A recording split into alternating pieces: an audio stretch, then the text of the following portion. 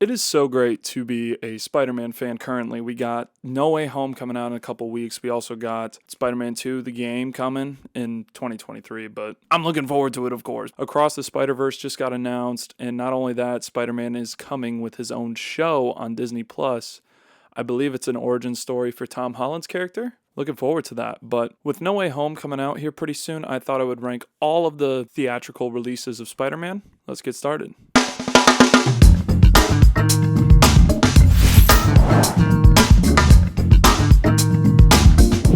Coming in last is The Amazing Spider-Man 2. Unfortunately, this movie had too many villains that I just didn't care about whatsoever. They brought Harry Osborn in, which, if everybody knows, that's Peter's best friend, and it just didn't work. Mostly, they never mentioned Harry at all in the first movie, and we're just expected to know that they're best friends all of a sudden.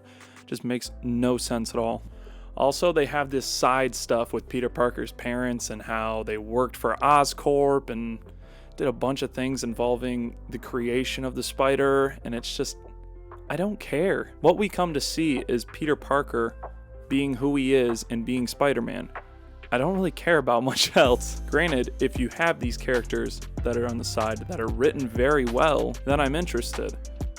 But Peter has no connection with his parents, hardly at all. But all in all, in the end, with Electro, Harry becoming the Green Goblin, Electro, not only that, they fixed the gap in his teeth when he becomes Electro. Like, why? Like, just either don't give him a gap teeth to begin with. I know he's supposed to be a complete nerd, but like, it was so unnecessary. For real, it was just a setup movie in the end for something that just never happened. And with that, it's just not that great, because if you're just only preparing the next movie for your current one, then what are we doing here? Number 7 goes to Spider-Man 3. Now, I know this is the worst of the trilogy for Sam Raimi, but I think it has some decent parts in it for sure. The movie had way too many things going on at once. You had Sandman, you had Harry, you had Venom in the end, and it just, you could tell Sam didn't want to deal with it. I think it's been known now that the director of this movie didn't really care for Venom, but the producers were just pushing him to do this big time. And all in all, it just didn't work with it, because if you have a director that just doesn't want to do something, eventually it's just not going to work out. We've seen that with Star Wars Rise of Skywalker, where JJ didn't want to do with what Disney wanted. And the same case goes for Sony sticking their hands in this project. Sandman, though, was a great villain, and I feel like that's what Sam wanted all in all. He was a guy that was a criminal, but he only did it to make her daughter get rid of her sickness. Like, she was sick and she was dying. As a parent, I would feel like you would have to do whatever it takes to save your child. And even though he says that he's not a bad person, which, to be fair, I don't think he is. I will say, one of my favorite suits is the symbiote suit for Tobey's Spider-Man. It looks really cool, but outside of it, Peter, he's a bit cringe.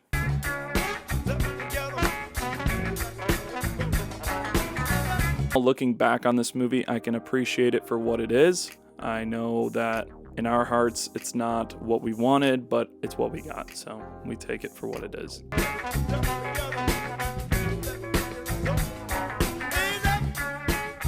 Number 6 on the list goes to The Amazing Spider-Man, Andrew Garfield's first film coming to Sony. Now, this is a little bit of a different take on the character. We're used to Peter Parker just being a complete nerd, and now we have this skater punk kid. Definitely the best parts of these movies are Peter and Gwen. They were dating at the time of making these films, and you can just tell because they're ad-libbing off of one another for sure. Definitely their chemistry is 100% for this. But where this movie struggles is the villain. The Lizard is terrible.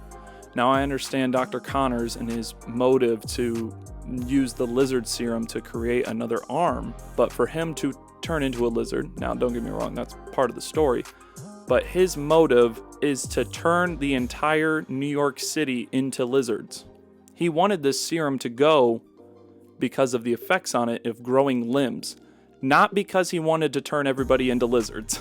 Coming in the number 5 spot, we have Spider-Man Far From Home. Now, I think Jake Gyllenhaal carries this movie tremendously as being Mysterio. I think any role you put this man in, he's going to put his heart out into it for sure. But where this movie kind of falters for me is the side character writing. That's with the case for all of the MCU Spider-Man movies. They make it mostly only about Spider-Man, Peter Parker himself, and I just don't care about the side characters.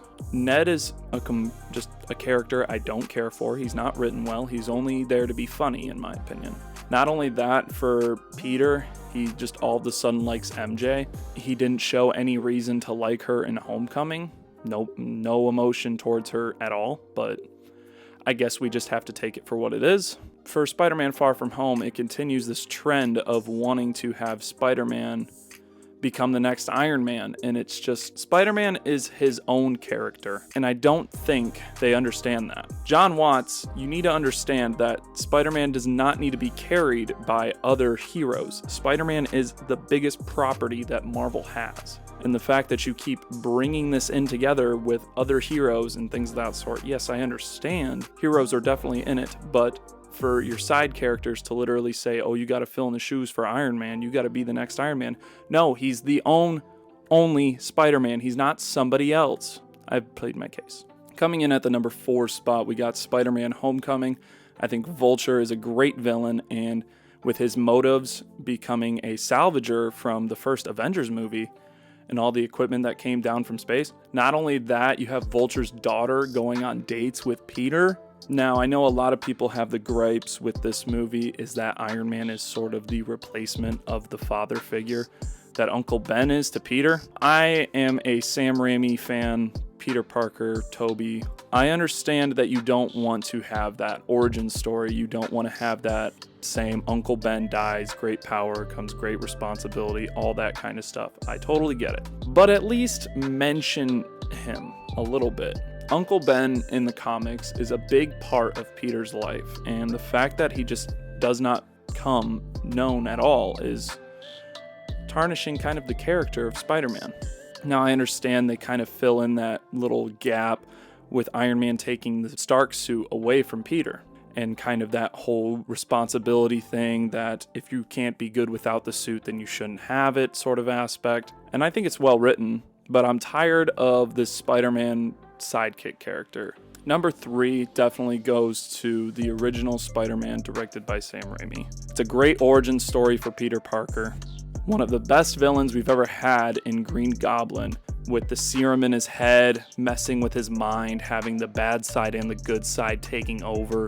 Now, it doesn't take for over an hour till we actually see Spider-Man in action, and I think that just goes to show how well written the rest of the characters are. We care about MJ, we care about Harry, we care about Aunt May. For the fact that this is 3rd on a list of all Spider-Man movies, and we don't really see him towards the second half, just goes to show how great the writing is. And with the ending kind of twist where Spider-Man sets down Harry's dad on the couch or whatever, now Harry has this conflicting mindset of that Spider-Man killed his dad. A great story for the movies to come, and it was a great origin story for Peter Parker. Number 2 on the Spider-Man list goes to Spider-Man Into the Spider-Verse. This is probably the greatest comic book movie we've ever seen. The animation style, I've never seen anything like it. The writing is incredible with Miles and his dad. They have that banter going back and forth, and it works really well. And you can make the case now with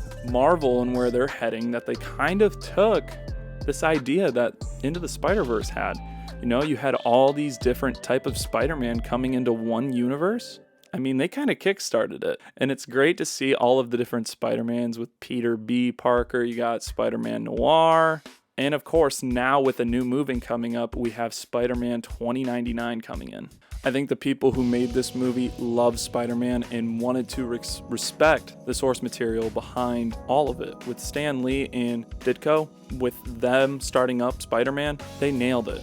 They really did with how this movie is. I know that this movie doesn't have a lot of revenue compared to the rest of the Spider-Man, being that it is animation, but I don't think that matters. To put down live action compared to animation, it's insulting. And I don't like it how if it's live action, it's automatically better. We take a look at now today with Disney and what they're doing with their old animation movies. They're just making them into live action because people just think that's better.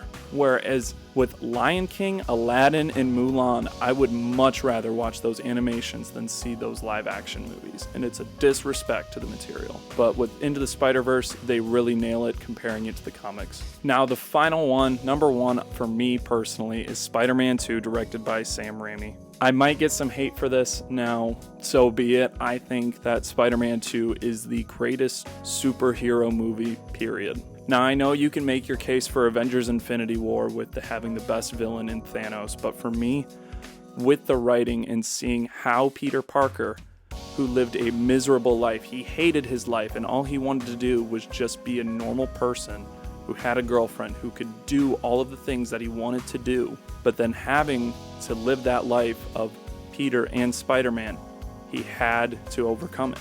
And seeing a man fall with Otto Octavius and seeing his wife die and seeing him become the villain who he is, when in reality he wanted to just change the world. And you see that and you see his motives, but he's brainwashed from the arms. Some of these scenes, they are so serious, and I feel like it is something that the MCU struggles with today, is making serious scenes in these movies. Talk about it anymore.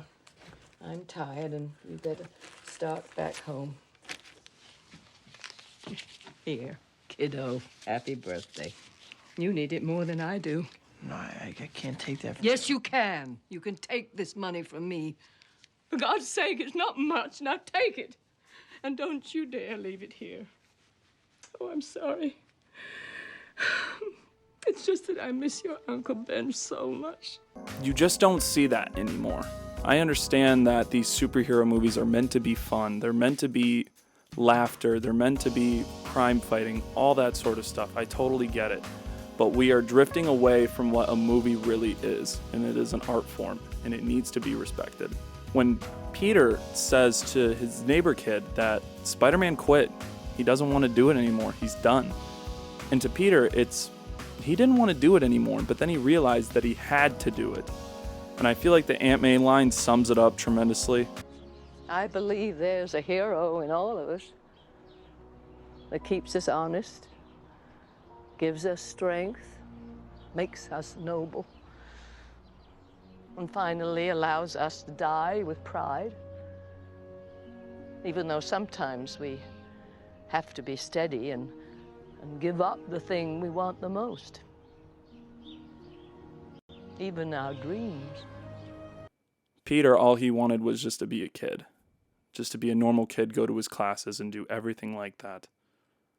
But he has to give it up. He has to do what he is meant to do, and that is to be Spider-Man. And I feel like we don't see that anymore. You can make the case for your arguments that whoever the best Spider-Man is, Toby, Tom, Andrew, whatever it is that you want for your favorite Spider-Man.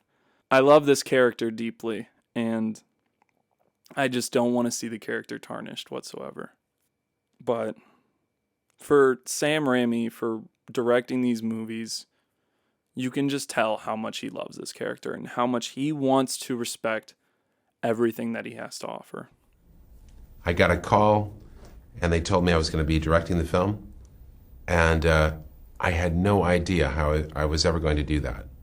They had a start date, the script was in not great shape, and I had no idea how I was ever going to bring off what I thought all the fans must have been expecting, this great aerial ballet, this graceful movement of Spider-Man swooping through the city of Manhattan, through the canyons, and it had to be done with great grace and agility.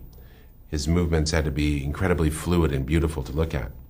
What I liked about it was Sam's approach to the whole movie. You know, when I first heard about it, I was a little reluctant about the idea, but I went and talked to Sam, and he just talked about it from the standpoint of character. He really wanted this to come from character, you know, these real kind of people, and a coming-of-age story about this kind of ordinary kid who becomes a superhero and who's struggling with the big questions in life, along with like the regular personal stuff and desires.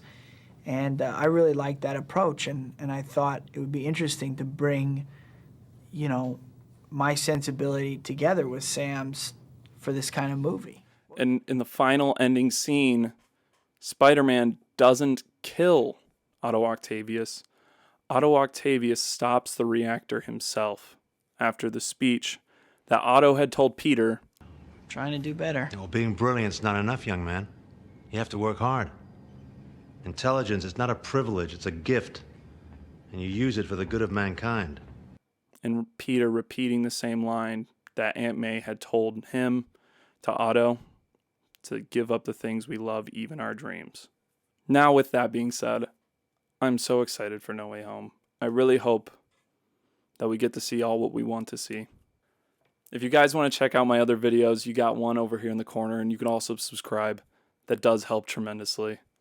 And I will see you guys in the next video. Take care. Peace out.